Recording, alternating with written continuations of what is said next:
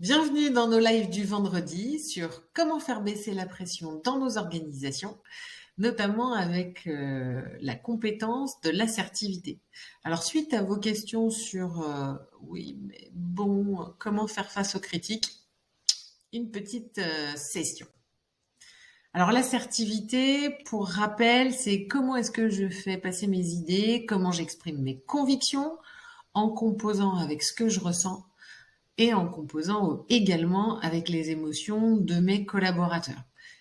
L'idée, c'est de pouvoir conduire ces réunions, ces projets dans une ambiance de travail positive, constructive, où on se trouve dans des relations apaisées qui donnent envie de collaborer. Alors, un pas vers l'assertivité pour une meilleure communication relationnelle, faire face aux critiques sans partir en cacahuète, c'est le programme. Les prérequis. Quand on reçoit une critique, dont on a pas mal parlé, c'est de bien dissocier ce qui est remis en question de notre identité. Ce projet est un four, je ne suis pas un four. Ça paraît simple, mais quand on accueille la critique, ça fait de la différence. D'ailleurs, en parlant d'accueillir, accueillir, c'est recevoir ce qu'on est en train de nous dire, l'admettre, et pas refuser ou ouais, non, c'est bon, pas le temps. Non. L'idée aussi, c'est d'accepter que, somme toute, personne n'est parfait. Donc, la critique, c'est peut-être pas agréable jusqu'à ce qu'on arrive à la formuler de manière agréable. Tout le monde n'a pas suivi de séminaire ou de formation sur l'assertivité, mais charge à vous d'expliquer comment vous aimeriez aussi recevoir un feedback. C'est aussi se mettre dans une posture d'ouverture d'esprit. Oui, on peut toujours s'améliorer, on peut aller apprendre des techniques, des façons de fonctionner, des choses sur soi qui nous permettent de mieux vivre le quotidien. Donc il y a matière à progresser quelque part. C'est se dire aussi, en prérequis, que celui qui envoie le message de la critique a une intention positive. Donc plutôt que de se braquer en disant ouais bon qu'est-ce qu'il a encore à dire, c'est-à-dire derrière le message qu'est-ce qu'il y a, est-ce que c'est un coup de colère et un besoin d'empathie? Réflexion. Il y a aussi avant de démarrer sur un aspect plus technique, toujours cette question de dans l'assertivité, on a le mental, les comportements, les émotions dont on a déjà parlé. Bah, le verbal et non verbal. C'est-à-dire que si on arrive pour vous faire un retour sur un projet ou sur une réunion ou sur un comportement et vous mettez comme ça, bah, ça donne pas très envie de vous faire un commentaire, quoi, hein, même si ça partait d'une bonne intention. Et puis, un point aussi de vigilance, attention aux projections. Et il est difficile de deviner ce que les uns et les autres pensent. Vous n'êtes pas dans leur tête, vous n'avez pas leur contenu, leur vécu, ni de la matinée, ni depuis des années.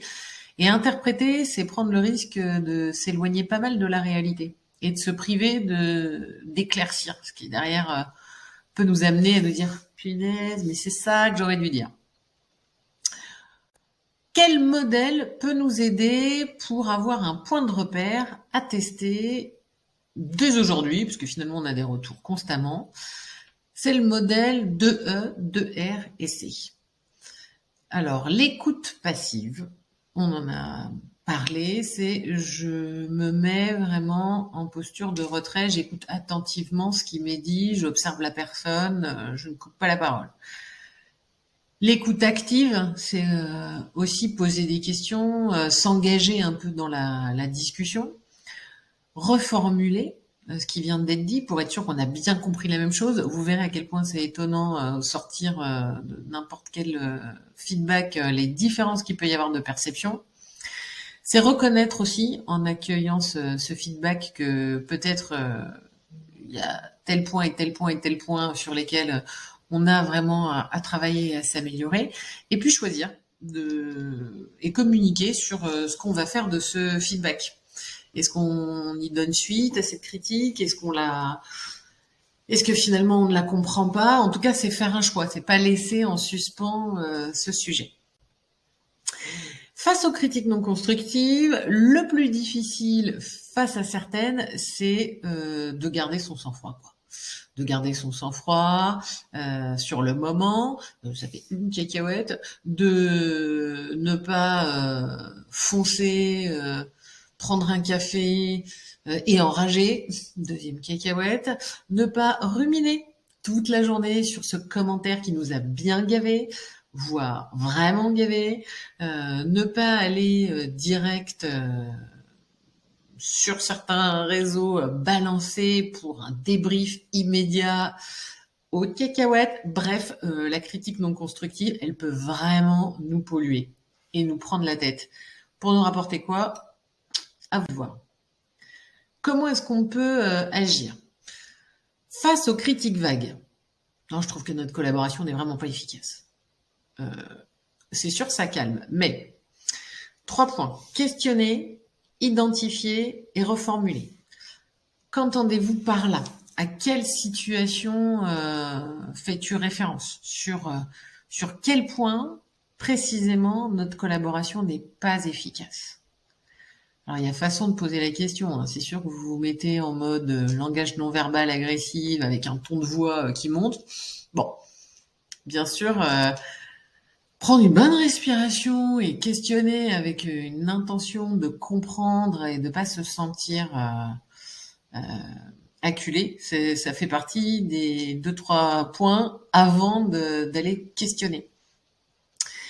Mais ne pas hésiter. Qu'est-ce qui vous fait dire ça? De quoi notre collaboration aurait besoin pour être plus efficace? Si j'ai bien compris, vous souhaiteriez qu'on fasse des points hebdomadaires dans lesquels je vous remonte l'avancée des projets. Très bien, j'entends votre besoin. Peut-être que l'on pourrait le faire sous un format informatique collaboratif plutôt qu'un point en direct. Et puis on garde juste un laps de temps pour échanger quand il y a des zones un peu floues. En tout cas, face aux critiques vagues, je fais contextualiser au maximum. Un bon QQO CQP, les chefs de projet, c'est maintenant qu'il faut le sortir. Autre point, la critique non constructive, on a pas mal échangé aussi sur face au jugement. Donc, il fallait bien choisir un extrait, j'ai pris celle-là. Non mais c'est de l'incompétence pure. À ce stade-là, vous êtes incompétent. Bon, tout dépend du contexte, de la personne, du ton employé. Il y a une multitude de nuances, mais il y a quand même un certain nombre de points à poser. D'abord, poser ses limites. J'entends bien votre mécontentement, mais j'ai pas envie d'avoir cette discussion avec ce niveau de pression, ce niveau d'agressivité, pas tout de suite. Je vous propose qu'on en reparle demain, telle heure. Il y a aussi simplement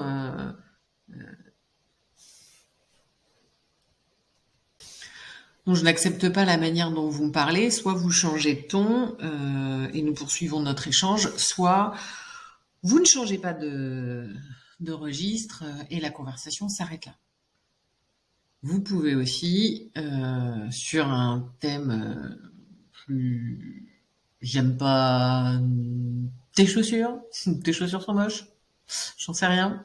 Dire simplement, bon, ouais ok, bon c'est ton avis, moi j'adore mes pompes. Et point barre, hein. On n'est pas obligé d'aller dans tous les débats possibles.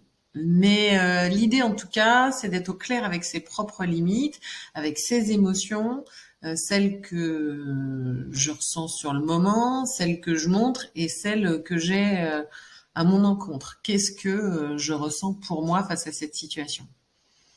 Et puis questionner, faire préciser, décrire les faits de manière factuelle, neutre. C'est nul. Je confirme, ça c'est un jugement. Je n'aime pas, pareil. Tu n'es pas flexible, pareil.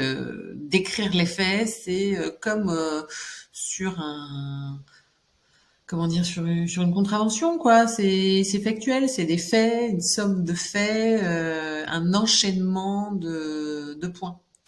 C'est exprimer aussi ses émotions, ce que je viens d'évoquer, Et même si c'est pas facile en entreprise et que visiblement il y a encore beaucoup de boulot dans certaines organisations, prenez la responsabilité, vous, d'avancer sur ce sujet. Ça aura le mérite d'ouvrir la possibilité aux autres s'ils veulent les communiquer aussi.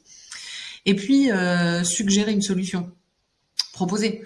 Pas sûr qu'elle soit acceptée, mais au moins vous êtes dans l'action. Ok, j'ai compris, il y a un souci, très précisément sur ce point-là, qu'est-ce que je peux proposer?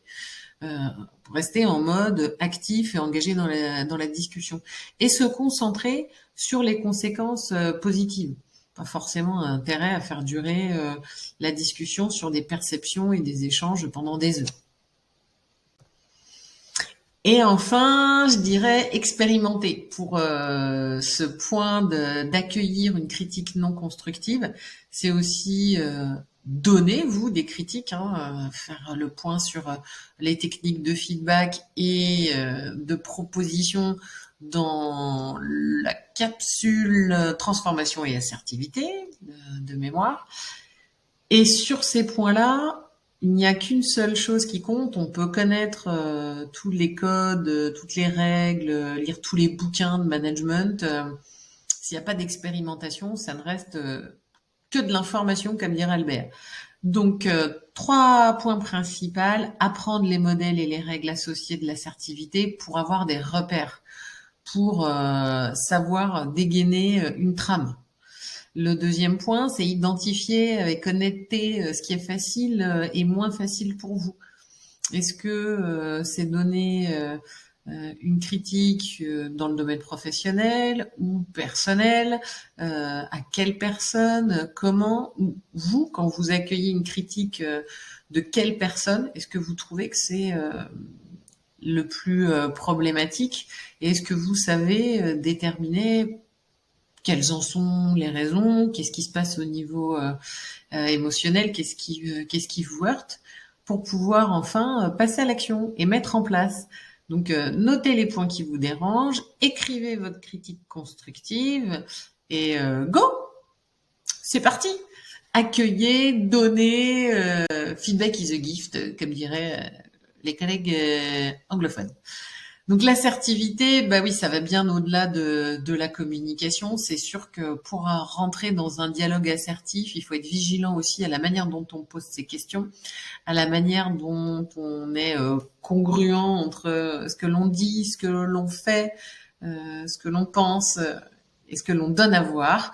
C'est aussi s'assurer d'avoir une attitude constructive. On est responsable de soi, au moins là-dessus, sûr qu'on a un impact sur les autres, moins. Donc commençons par là. Et puis, ça permet de simplifier les relations et les réunions, donc ne pas hésiter à partager ces points. On se dit toujours que c'est du bon sens, mais observons ce qui se passe quand ça dysfonctionne. Et je suis certaine que ça peut aider dans les relations de se refaire un petit point sur l'assertivité. Je n'y arrive pas encore. Alors l'assertivité, la bonne nouvelle, c'est que c'est pas inné. On peut complètement la développer. Il existe des formations plutôt jeux de rôle. Moi, c'est ce que je propose pour se mettre directement dans le bain de comment communiquer efficacement, comment être soi dans ses relations. Il sert à rien de vouloir prétendre être quelqu'un d'autre, mais du coup d'identifier comment est-ce qu'on a envie de manager ou d'être managé pour pouvoir être bien dans ses baskets et puis faire le job. Et aussi une formation sur agir sur ses émotions, sur la maîtrise de soi, sur son stress. Bref, il y a un scope assez large pour vraiment avoir des bases de formation solides. Il y a aussi la possibilité de faire des ateliers collectifs, pour expérimenter et acter, incarner un changement tout de suite en équipe.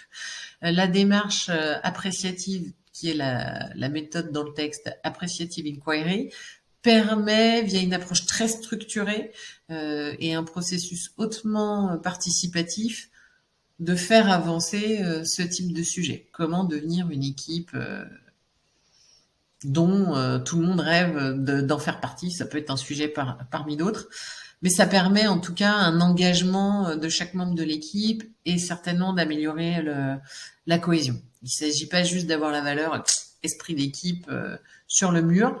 Là, on peut vraiment toucher du doigt pas mal d'éléments.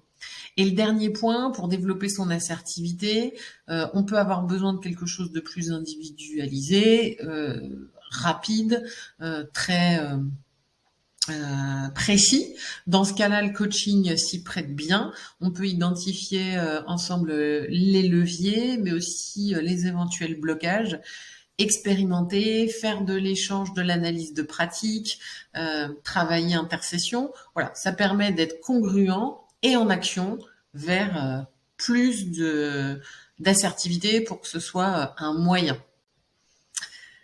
Donc n'hésitez pas à me contacter si vous voulez approfondir le sujet, si vous avez des questions.